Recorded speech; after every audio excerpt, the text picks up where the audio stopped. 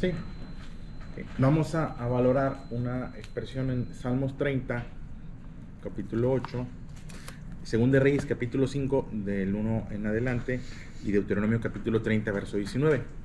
La semana es terminar la segunda parte de una idea que les dejaba la semana pasada. No sé si no recuerdo, si no se las platico muy rapidito.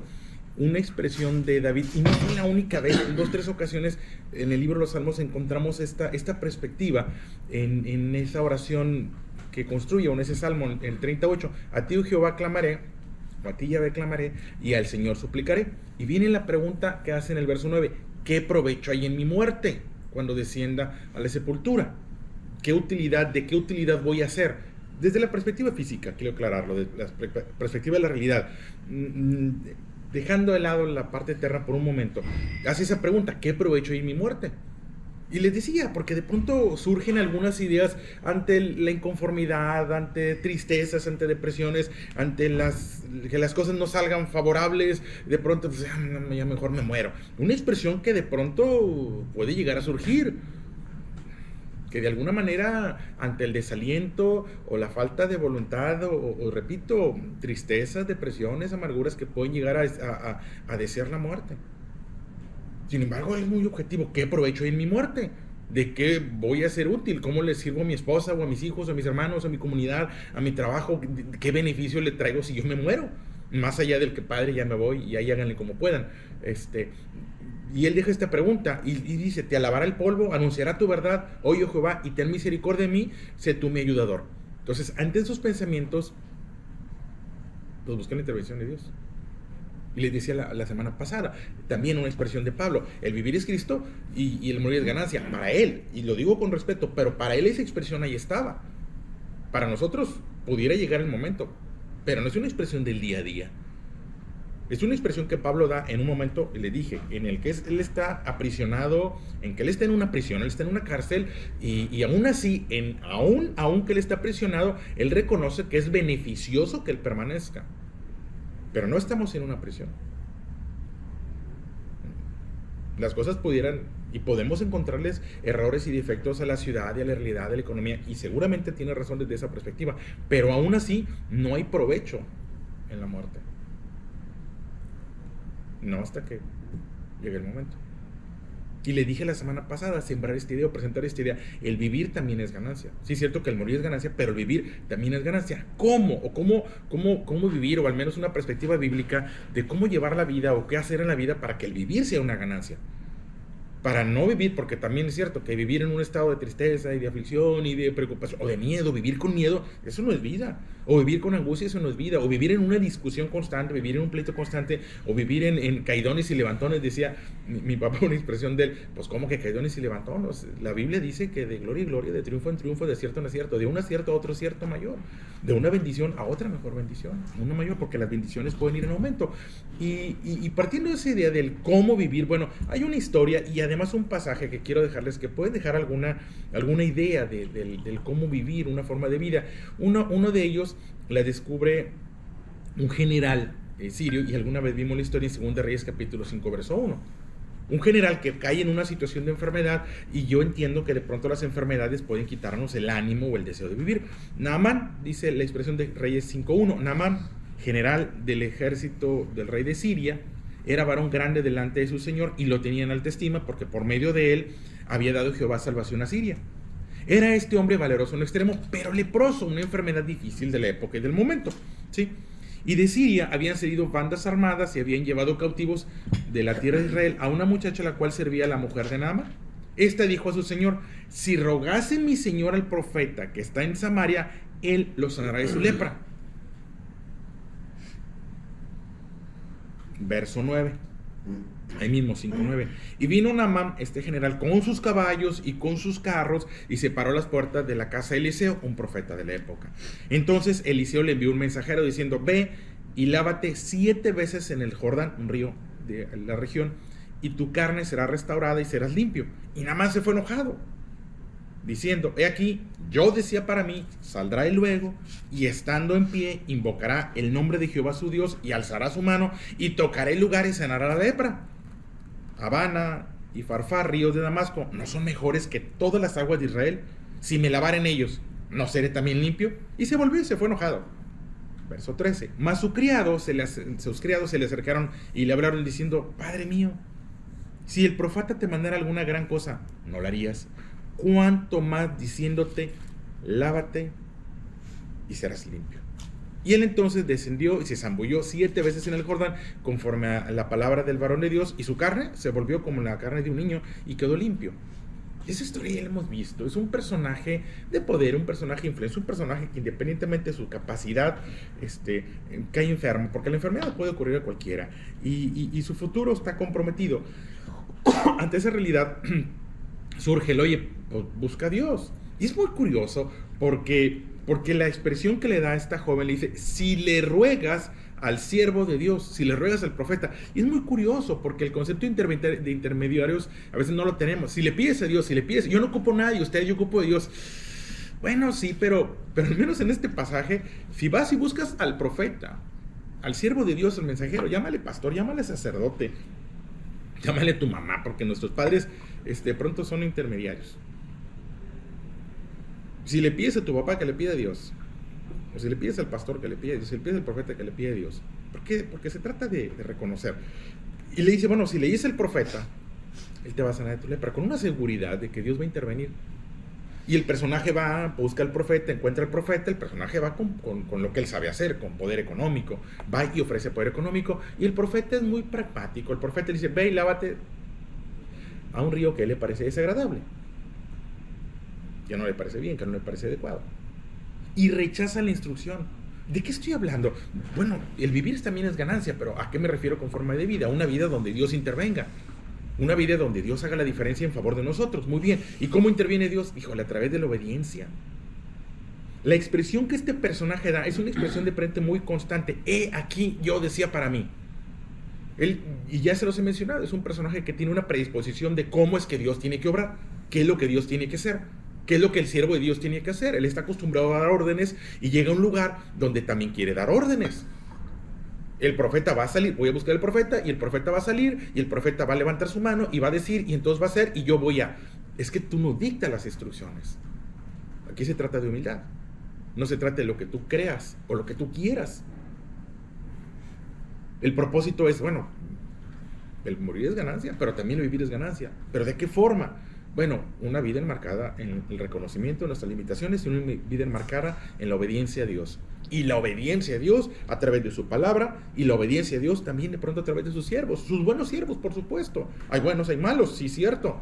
¿Cómo puedo saber cuál es bueno y cuál es malo? Bueno, dice la Biblia: por sus frutos lo conocerás.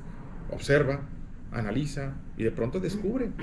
Y una misma fuente no puede echar agua dulce y agua amarga. Y si una misma fuente echa agua dulce y agua amarga, pues no recurras a ella. Pero donde encuentres agua dulce, pues no te muevas de ahí. Y ten confianza.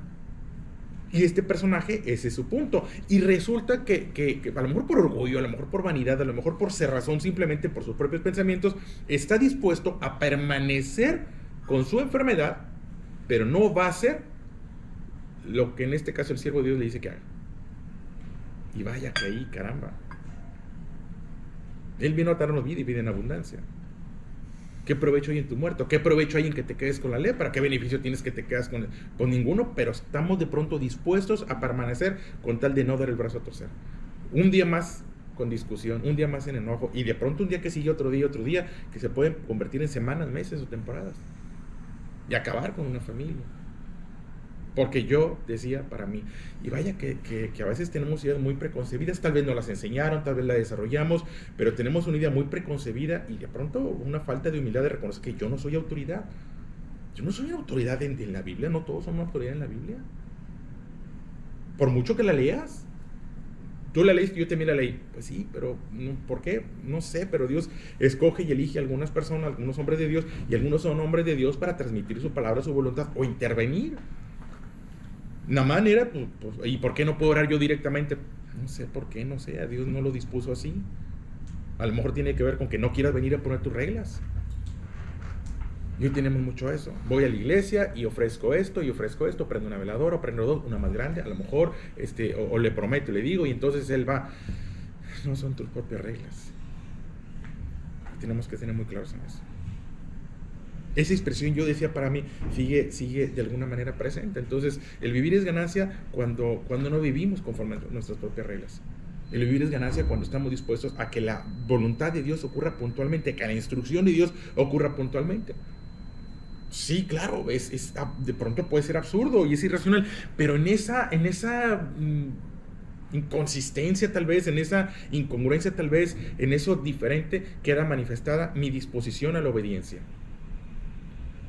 Ya les he platicado ese milagro raro, bizarro, donde llega un ciego y le dice, oye, pues bueno, y un Jesús escupiendo en lodo y tomando ese lodo. Y vaya que eso en la época del COVID no lo permitiríamos, ¿no?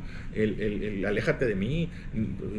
Yo vi en este 2020 como, hoy estoy enfermo, voy a verte. No vengas, déjame ir a verte. No, déjame ir a poner las manos sobre ti y orar, porque es lo que me enseña la palabra de Dios. No, así de lejitos y por teléfono. Bueno, pues de lejitos y por teléfono y que se haga tu voluntad. Y en el que se haga tu voluntad, corremos riesgo. Estamos expuestos. Y es lo que estaba pasando. Este personaje, ya lo he dicho, estaba dispuesto a quedarse con su enfermedad, con tal de no hacer que el milagro ocurriera tal y como él decía. Y no como debía de ser. Es cierto que Pablo dice, el morir es ganancia. Y bueno, y de alguna forma este personaje está repitiendo aquí, no, pues el morir es ganancia. Y está dispuesto a quedarse con su enfermedad. Y dispuesto a permanecer con lepra. Y no darle una oportunidad a la vida. Bueno, ¿cómo es que podemos estar enmarcados y decir, bueno, es que el vivir es ganancia? ¿Cuándo el vivir es ganancia? Cuando no se hace tu voluntad, sino la de Él. Siempre ha estado delante de nosotros. Es la oración modelo, una oración que hemos repetido, que hemos visto. Tenemos una ciudad donde las tenemos escritas. Alguien se dio la tarea de escribirlas en las calles. Padre nuestro que estás en el cielo. Ahí está. Y es puntual. Hágase tu voluntad. Y no la mía. Porque de pronto mi voluntad dista mucho. Y no significa que tu voluntad sea mala. Ya les he dicho, buenas personas con buenas intenciones cometemos grandes errores. No solo los malos se equivocan, los buenos también nos equivocamos. Y buenas personas con muy buenas intenciones, con la mejor de las intenciones, podemos cometer grandes errores. Este era un buen hombre, seguramente.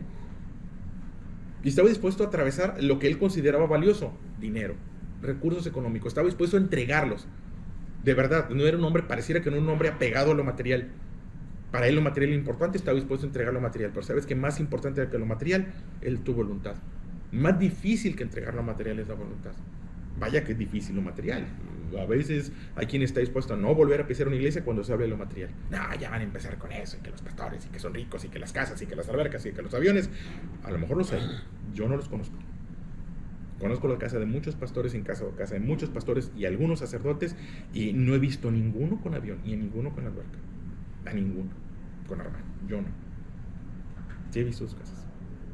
Pero pues este personaje era más que apegado a lo material, era apegado a la voluntad.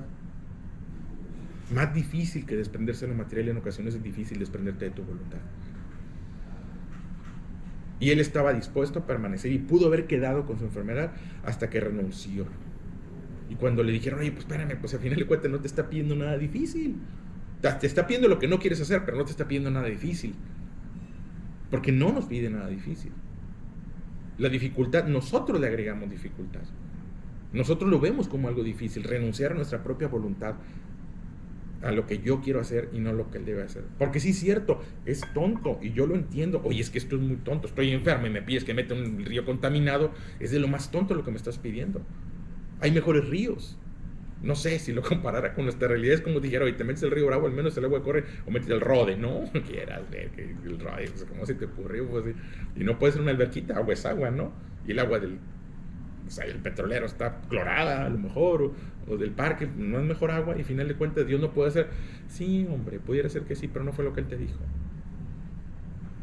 Y lo que Él te dijo puede sonar irracional, como pues, renunciar al 10% de tus ingresos. Oye, ¿cómo se le ocurre tanto? O la mitad de lo que tiene, darle a los pobres. Que fue el único, no se lo dijo a nadie más. Es un solo pasaje. ¿Y cómo nos ha hecho discutir? Pues a ti ni te lo pidió, se lo pidió a él. Y te enojas por él. Él no se lo quiso dar, bueno, pues es cosa de él. Pero no es tú, no eres tú. ¿Pero qué te está pidiendo a ti? No sé.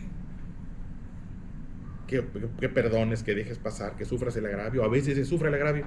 Oye, pero él ya sufre el agravio. Pero es que él fue, pero sufre el agravio. Nada más, es todo. Sufre el agravio, discúlpate, pero no fui yo. Bueno, ve y discúlpate, pero no fui yo. Igual tú ve y pide perdón y humíllate. Pero es que, bueno, quédate con tu lepra. O con tu discusión, o con tu amargura. Olvídalo, perdónalo, déjalo pasar. Pueden sonar instrucciones absurdas, como a este personaje le sonaba absurdo el sumérgete en el Jordán. Pablo en algún momento dijo, para mí el morir es ganancia, pero el vivir era Cristo. Y cuando el vivir es Cristo, entonces también el vivir es ganancia.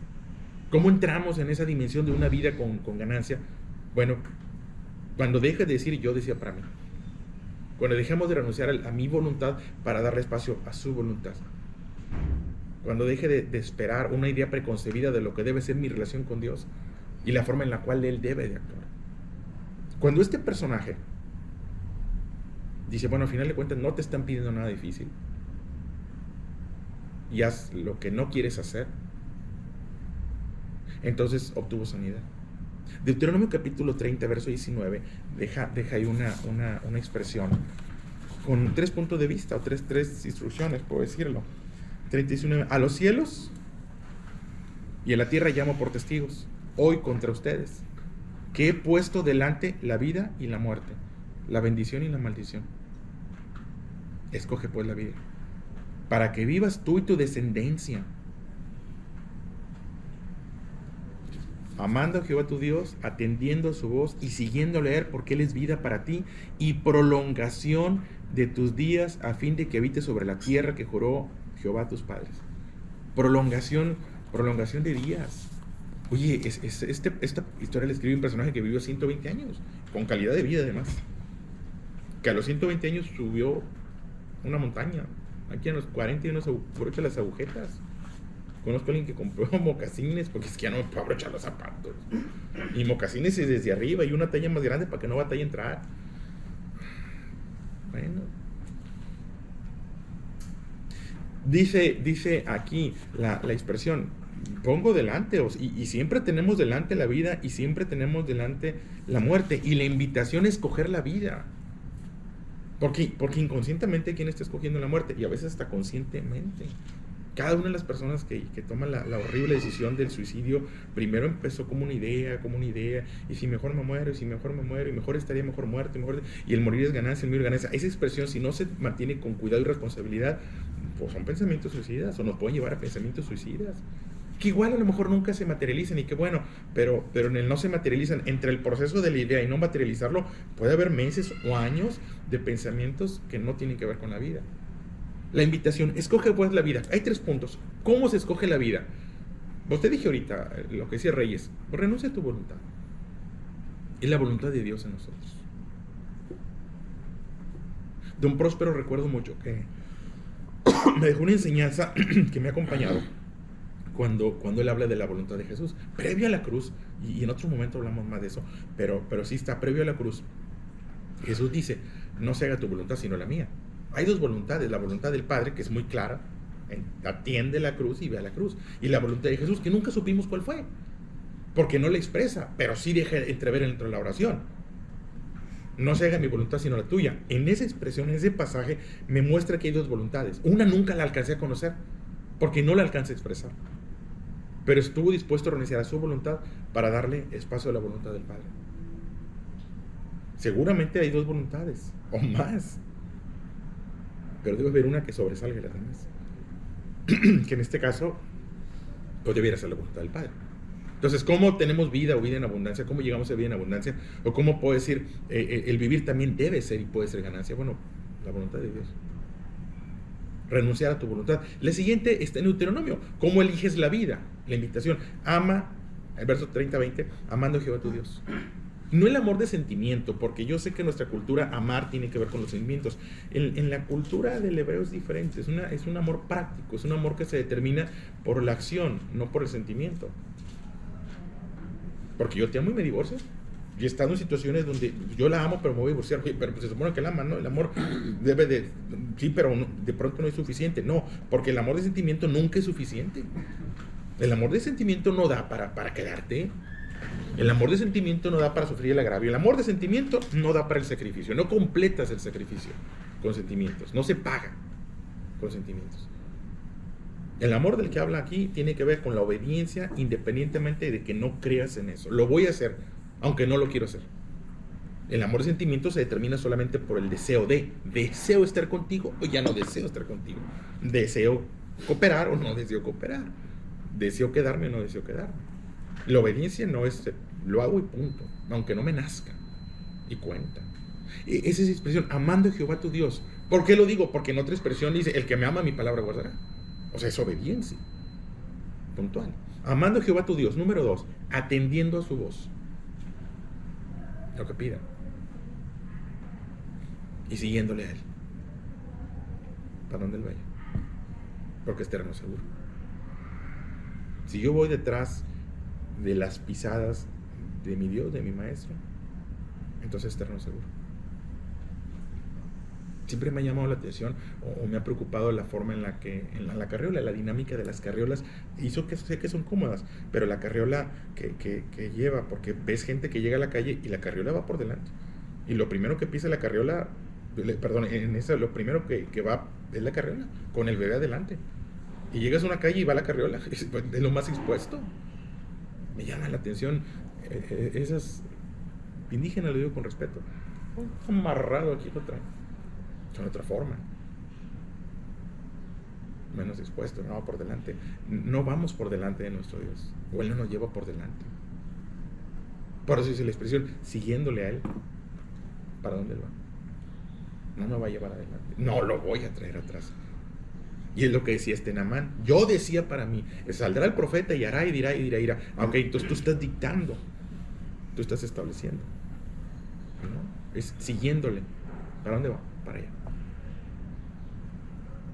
En el Éxodo narran la dinámica del proceso de liberación cuando estaban en estado de esclavitud de Egipto y cuando van a tierra propia, en esas semanas que se convirtieron en años por rebeldía, pero en ese proceso había una nube. La Biblia narra que había una nube, no sé cómo, había una nube que les aminoraba el calor durante el día y una nube que les iluminaba durante la noche, algo que estaba ahí.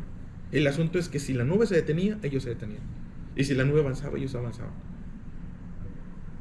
Nada más. Avanzo cuando hay que avanzar, me detengo cuando hay que detener. No el activismo y la prisa que de pronto tenemos. Buen día. Entonces, siguiéndole a Él. Y dice la expresión, porque Él es vida para mí y prolongación de días.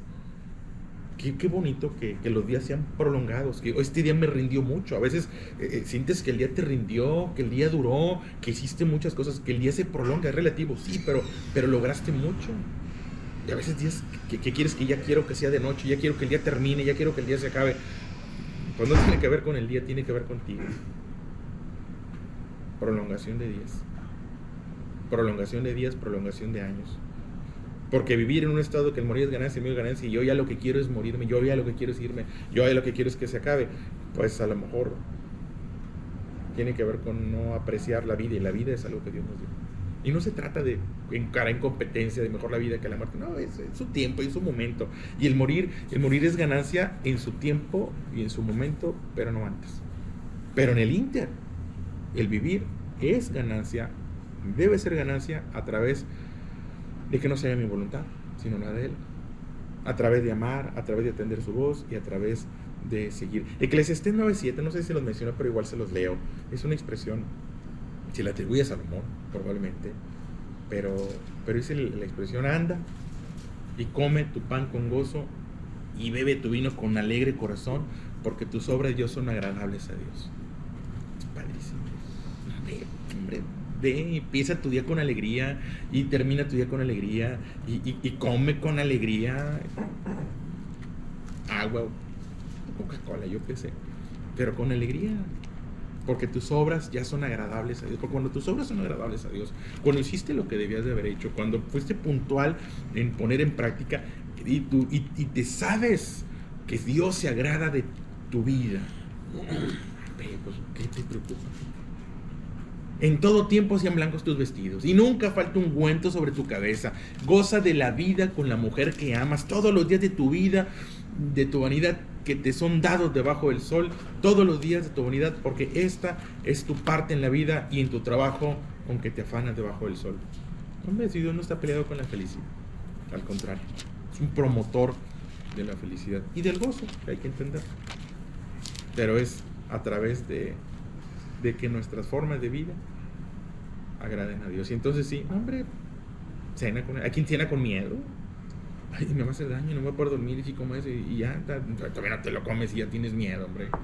Pues en el nombre de Dios agradecemos a Dios por lo que tenemos y tomamos buenas decisiones y con alegría bebe y come tu pan con gozo y con alegría, porque tus obras son grandes. El vivir es ganancia. El vivir debe ser ganancia. El vivir debe ser ganancia. ¿Cuándo? Tenemos un lado nuestra voluntad. Tal vez lo más difícil sea hacer eso. Se los dejo ahí de reflexión y fortaleza.